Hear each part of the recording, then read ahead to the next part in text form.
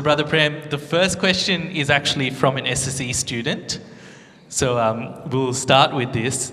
How do we maintain Swami's values outside of Sai activities if our friends are not part of the Sai fold and they don't understand what we do here? The simple thing is, I think it should become your nature. See, when something becomes my nature, then it doesn't matter what happens around me. Swami tells this beautiful Chinnakatha. There is this sage who goes to take a bath in the river. And as he's taking a bath, he finds that a scorpion is drowning. And the moment he sees the scorpion drowned, he wants to save it. So he puts his hand and lifts the scorpion up. The scorpion stings him. And the moment the scorpion stings him, it hurts him, so he drops it back into the waters. And then he again sees that scorpion is struggling, again he picks it up. Again it stings him, again he drops it. So somebody who is seeing this whole scene, they think that this man is out of his mind.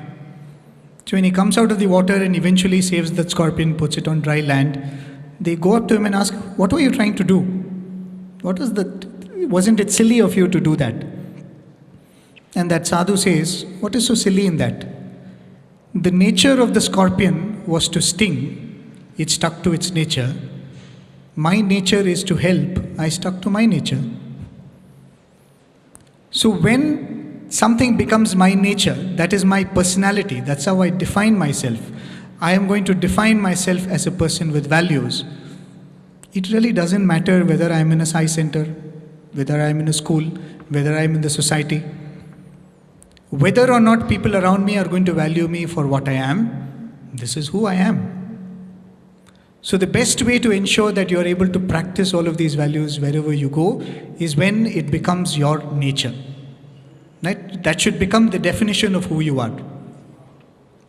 I think that is how we will be able to practice it wherever we go. Thank you, brother. The next question is, when a devotee says to Swami, don't give me a choice, tell me what to do and I will follow, how do we know the choice we are making is Swami's choice? I think the simplest way, as Swami would say, is when you're approaching the choice, use discrimination. Right? Use your complete discrimination of what is right and wrong. If there is a little bit of selflessness that can be brought into the choice, bring that selflessness. And I think at the end of it, we just make a prayer saying, Swami, to my limited understanding, I feel this is what is the right choice. If you feel this is not the right choice, you know 100 ways to stop it. Right? We have seen that any number of times in our life. We think that we are very smart, but Swami has 100 ways to ensure that we don't get across what we want to do. So we can, I think, just make that prayer in the absence of Swami directly telling us. I think that is the basis of that question. Right? When Swami can physically tell us, no, you should not do this, you do that, that's a different thing. But even then, I would always think of this. When I go and ask Swami, should I do this or should I not do that? It's very easy to get a reply from Swami when he's physically there.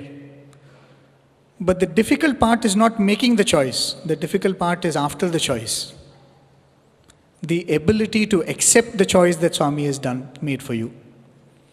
So I think we all spend a lot of time in the idea of making the choice but not living with the choice. What we all have to do is train our mind to accept what comes after the choice. So if we are faced with a choice, I feel use discrimination, use your goodness, make the choice and say, Swami, this is the choice I'm making. If it is not aligned with yours, you know how to stop it. And if you stop it, I will accept it. If you let this go through, I will accept it. I think to prepare the mind after the choice is much, much more important than to be stuck up in the idea of making the choice. Because choice is made in a moment. Living with a choice is a lifelong process, right? So I think that is what occurs to me when you ask this question. On that theme as well, when you want to speak with Swami specifically for asking questions and seeking guidance, do you use chits with yes-no answers, or is there a better way? And did Swami ever recommend this? If you're asking if I use chits, no, I don't use. I've never been tempted to do that.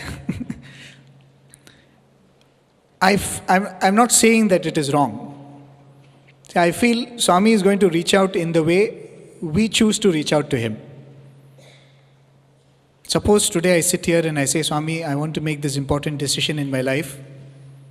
If this bhajan is sung, I will take it as your yes.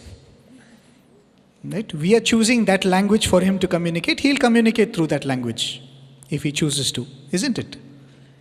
There is the story I read long ago where a devotee hears of a Hanuman temple. The legend of that Hanuman temple is, if you do 108 pradakshinas to that Hanuman temple, for 30 days, on the 31st day, Hanuman manifests and gives darshan. So this devotee gets excited about it. He goes there and he does that 108 pradakshina for 30 days. And 31st day, Hanuman appears there. And he's so delighted that his sadhana has worked. And at the end of it, Hanuman tells, actually, I would have come to you on the second day only, but you were fixated with the idea that I'll come only on the 31st day. So I had to respond to that. So I think if we give a certain language for him to communicate to us, I think he will take that language. If that is the language of chits, or if that is the language of opening some random page in a book, or if it is the means of a dream, I think he will find his ways. But the most important thing is trying to draw Swami into every aspect of life. The moment we make that as part of my journey, that even the smallest decision, I would love to have Swami's presence in it. And I think eventually he will find out ways to reach out. The beauty of all the Bhagavatam and stories that we hear is that there is no limitation in the way Swami can reach out. There are stories where Swami reaches out to devotees in the form of telegrams. Right? The telegram was never sent, but the devotee receives a telegram. There are stories we have heard where there is a phone call, they pick up, they hear Swami's voice. And I'm sure there might be devotees who have got emails from Swami, maybe, or a WhatsApp message. Who knows? There is no limit to the ways by which he can communicate. What is most important is we must want that. We must want Swami to be part of every aspect of our life. And I think he'll find his own ways to make himself part of us. The next few questions are on the topic of devotion. What has Swami said about form and formless devotion, and is one higher than the other? And what is the foremost quality that a devotee should have that would please Swami? Okay. So between form and formless, right, I think it goes without saying that we must go beyond a form. There's no doubt about that at all, right? The whole idea of worshipping Swami in a form is so that one day we are able to see him in every form. We once were having this discussion. Are those religions which believe in formless God better than a religion that believe in a God with form? See, when you say that God is formless, you are again limiting him, saying that he cannot take a form. But when you worship him through a form, and when you say that he can take this form as well as he can take any form, you are actually making him unlimited. Right? If he can come to me in this form, he can come to me in any form. Tomorrow he can come to me in the form of a dog. He can come to me in the form of a cat. He can come to me in the form of a small boy. So the idea that Swami can come to me in every form eventually takes us to the idea that Swami is beyond all forms and names. And in fact, every name and form is nothing but a container of that same Satchitananda, as Swami would say. Right? So, is this better than that? Yes, definitely we all have to eventually reach that state of seeing Swami as being beyond names and forms. But to get there, Swami says, this is a foolproof method. So because of that, this is important. But because this alone is not enough, that is important. Right? I think that is what it is. Talking about most essential quality for a devotee, I was just telling this the other day to someone. Swami was telling the students one day, man ante manners undali. Which means if you are a man, you should have manners. Boy ante behavior unnali. If you are a boy, you should have good behavior. And then Swami said, devotee ante, fill in the blank. Right, that's what we think, no? Devotee means you should have devotion. But Swami said, devotee ante discipline unnali. Swami said, if you're a devotee, you're called a devotee because you have devotion. If you're a devotee and if you want to really hold on to that devotion, Swami said, you should have discipline. So that discipline was so very important to Swami in everything, right? In everything that we do. So maybe that is the most important thing. Definitely love is, of course, the most important thing in this journey of devotion. But, it is like, we always give this example. In India, you have these big cities. The water source will be outside the city. It will be some tank. All Swami's water projects are like that. So the main water gets collected in a reservoir outside the city. So that water has to be brought into the city so that it becomes useful. So what do? We build a canal. And then we find the water seeps. Typically like what happened to the canal which was bringing water to the city of Chennai. One is the water seeps, the other is the water evaporates, and eventually the water never reaches where it has to reach. So what did Swami do in the name of the water project? He first lined the whole canal. Then he waterproofed it. Now the same water which was there in that source is able to reach the destination. I think similarly, we all might have devotion. There's no doubt about that. We all have that intense love for Swami. But if we don't build that canal, if we do not discipline this flow, then this love will not reach that destination. It will get dispersed in the journey.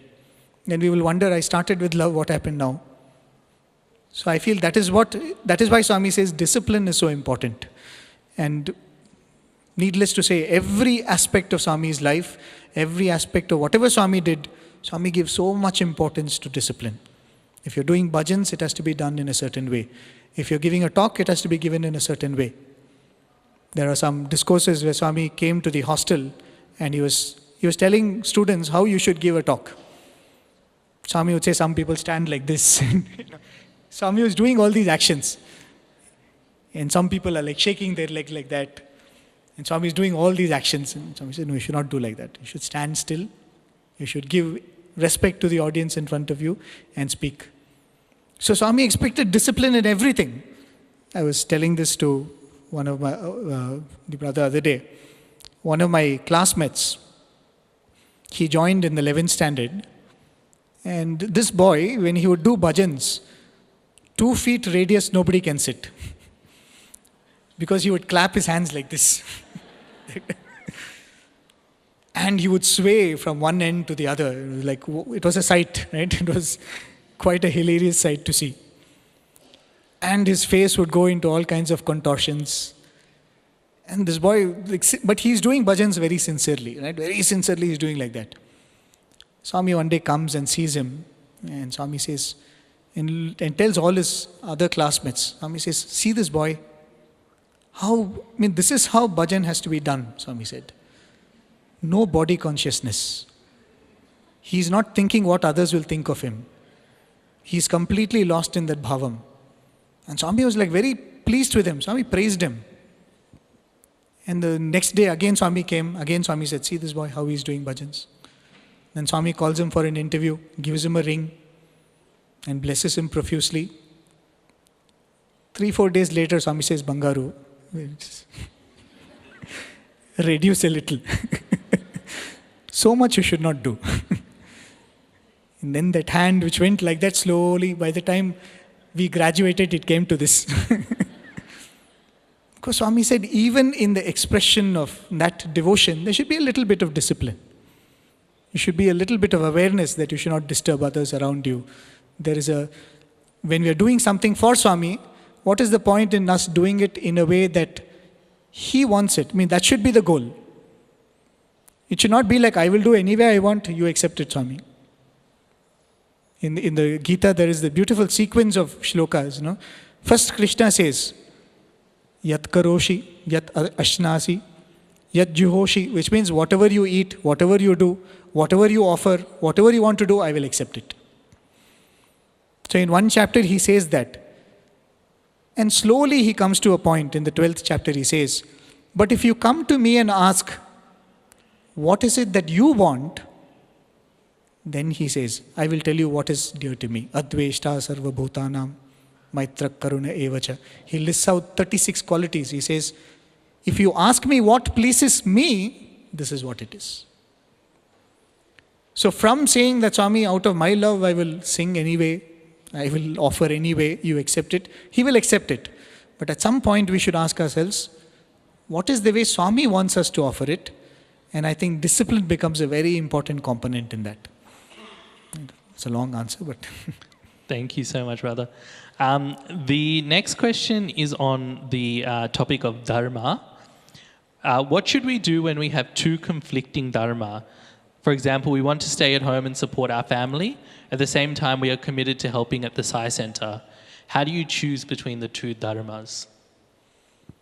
And since we are in a Sai Center, we should tell that you should serve the Sai Center. It's very difficult to say because it changes from person to person, right? Even within our life, sometimes our commitment to our family is more important, right? If you have an infant in your house, definitely that calls for priority. If you have a person who needs 24 hours care, an elderly person, definitely that requires priority. Right? Swami will not say that, no, still you should come to the center. So it changes for each person. It is very difficult to say that this is what is the right formula or something like that. Swami explains this in very, very simple terms in Swami's Vahinis. He says, what we refer to as conflicting dharmas are nothing but different deha dharmas.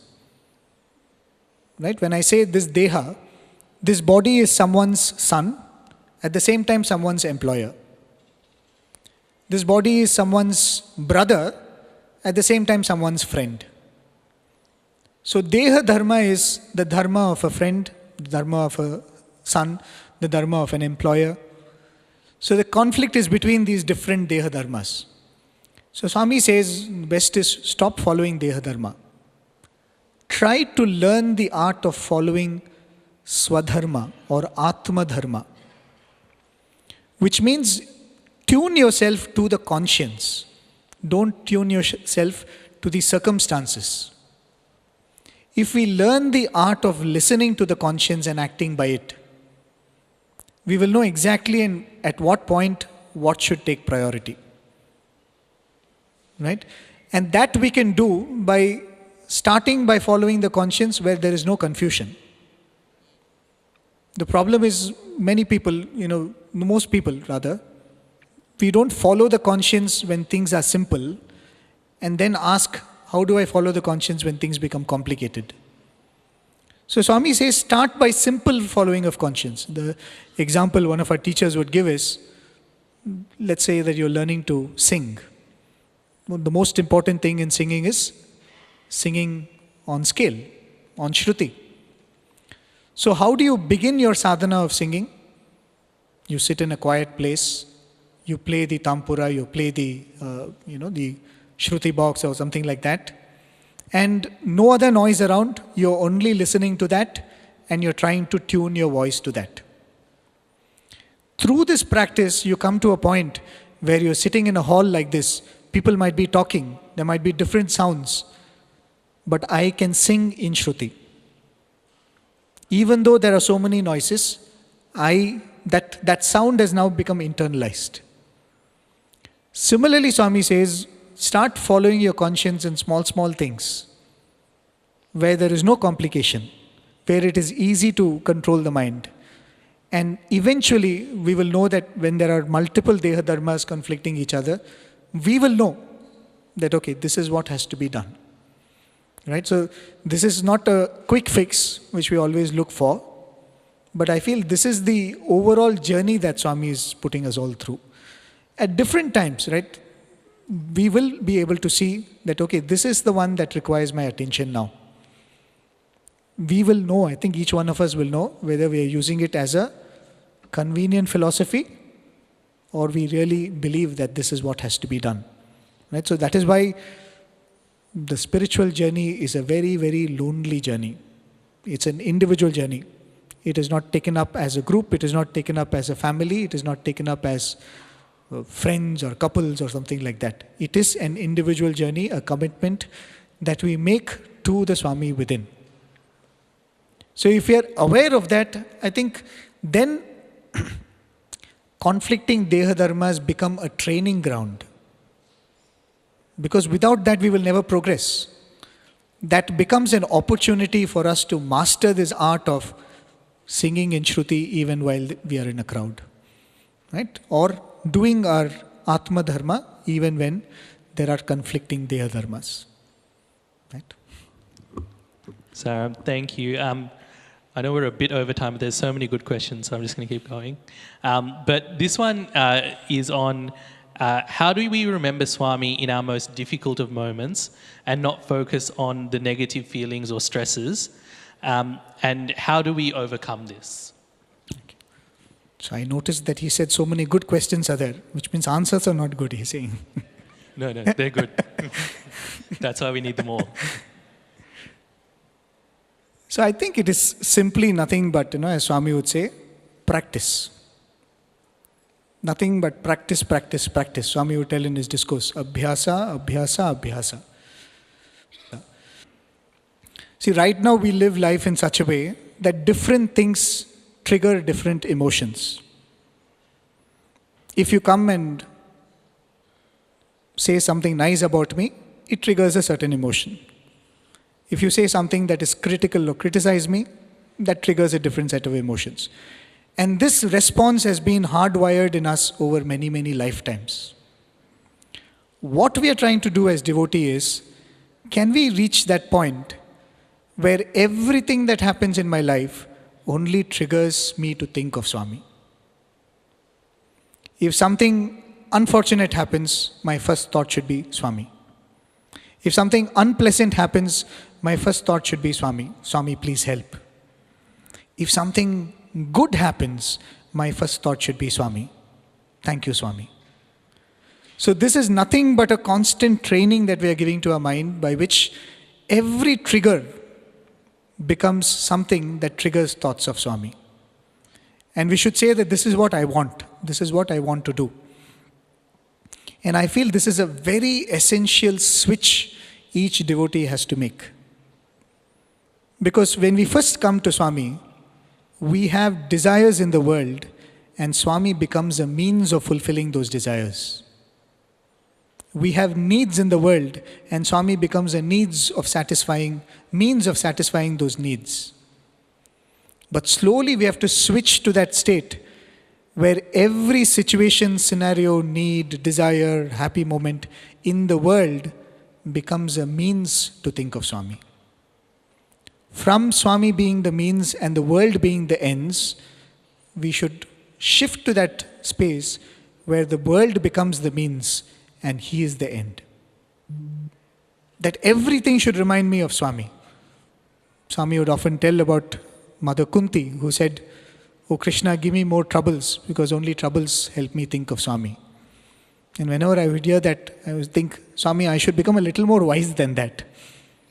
Why troubles? You give me anything, but promise me at the end of it I should think of you.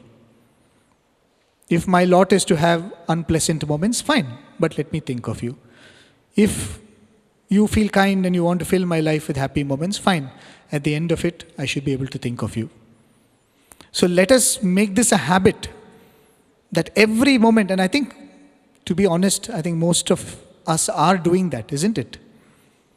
Every small thing we think of Swami. We see a beautiful sight in nature, we think, Swami, it's so beautiful. It's a crisp, early morning sunshine. We say, wow, Swami, it's such a beautiful day. Isn't it? So that is the practice that we must all commit ourselves to. And for that, We must want that. We must want that I should be in thoughts of Swami always. As Swami said, that anusmarana should become our goal. Then automatically the means will follow, right? The techniques to reach there will automatically align itself for that. Brother Prem, with the heaviest of hearts, I have to say that we were over time about 3 questions ago, but that's okay. Thank you, Brother Prem, for answering all those questions.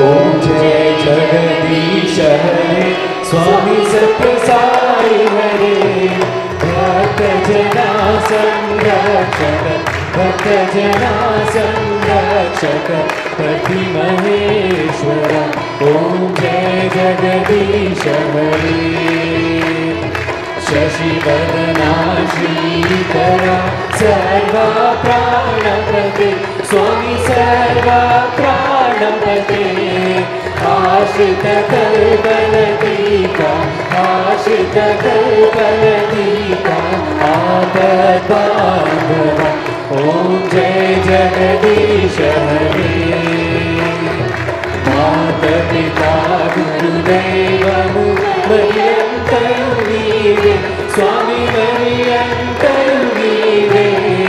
नाद ब्रह्म जगन्नाथ नाद ब्रह्म जगन्नाथ नागेन्द्र शरण ओम जय जगदीश हरे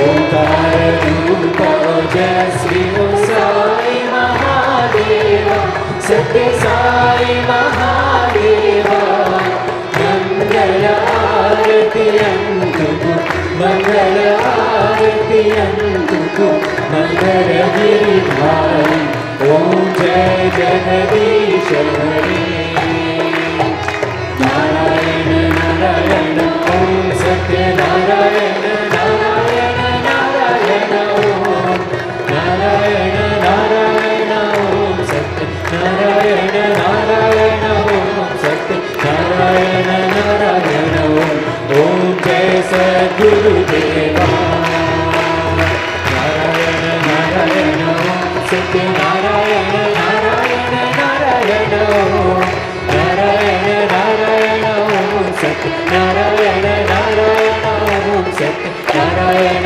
नारायण ओम जय सद्गुरुदेवा नारायण नारायण ओम सत्य नारायण नारायण नारायण ओम नारायण नारायण ओम सत्य नारायण नारायण ओम सत्य नारायण नारायण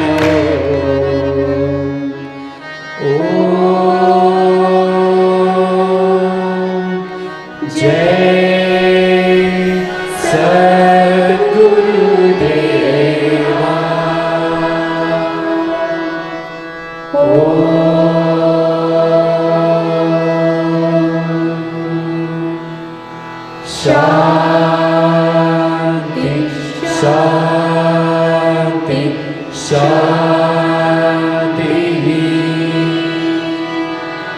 समस्तलोकाः सुखिनो भवन्तु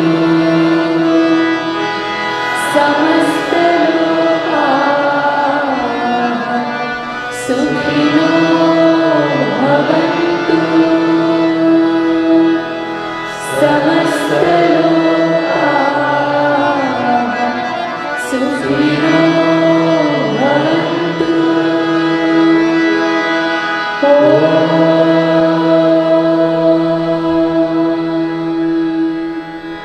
शान्ति शान्ति शान्तिः। जय बोलो भगवान श्री सत्य साई बाबा जी की जय।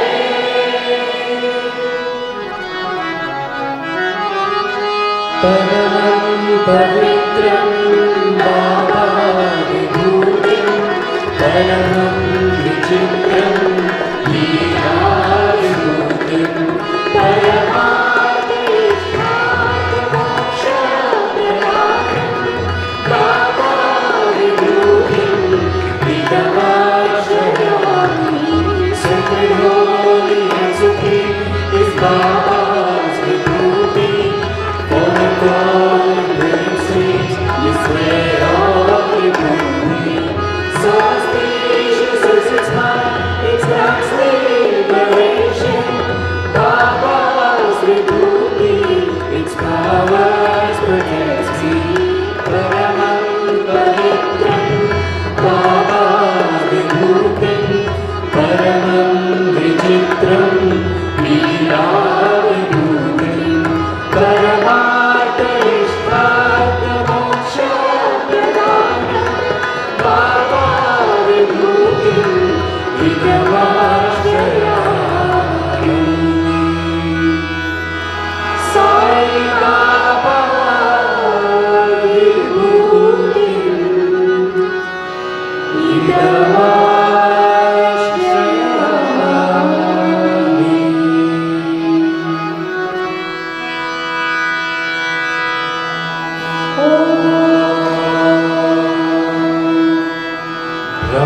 Brahmaparam Brahmavade Brahmano Brahmanahutam Brahmaiva tena gandharvam Brahma karma samadhina Aham Vaishvanaro bhutva Praninam dehamashritah Pranarpana samayuktah Pachanyannam chaturvinam.